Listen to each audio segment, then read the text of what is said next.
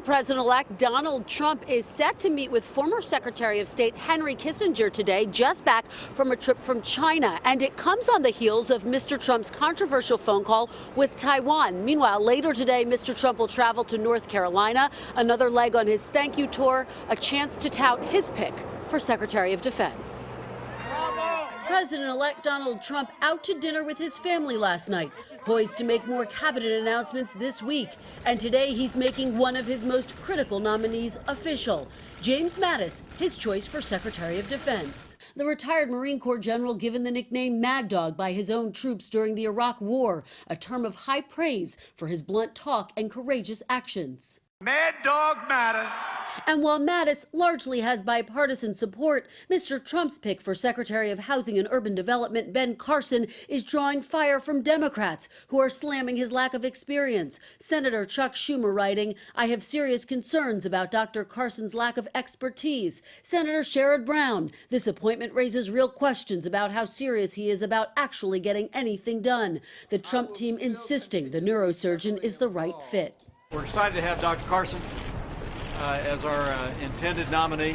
Meanwhile, more fallout this morning after President-elect Trump took a congratulatory call from the leader of Taiwan, breaking with decades of U.S.-China policy. A source familiar with the issue telling NBC the call had been in the works for a while, and transition officials say arranged by former Republican Senator and presidential nominee Bob Dole. The apparent goal, sending a signal Trump is going to get tough with China. We can't continue to allow China to rape our country. During a foreign policy forum last night, former Secretary of State and Clinton supporter Madeleine Albright said there could be diplomatic fallout. It is not negotiating for a hotel.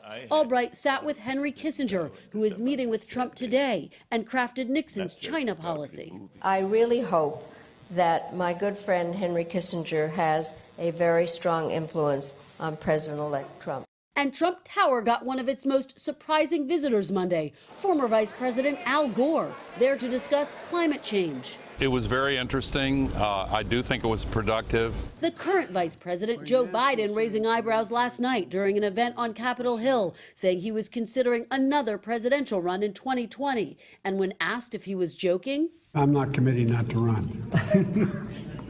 I'm not committing to anything. I learned a long time ago, fate has a strange way of intervening. A lot of buzz about that. The focus here at Trump Tower today will again be on Secretary of State. Mr. Trump will meet with Rex Tillerson, the CEO of ExxonMobil and a possible contender. He'll also meet with a possible candidate for his press secretary, conservative radio host Laura Ingraham.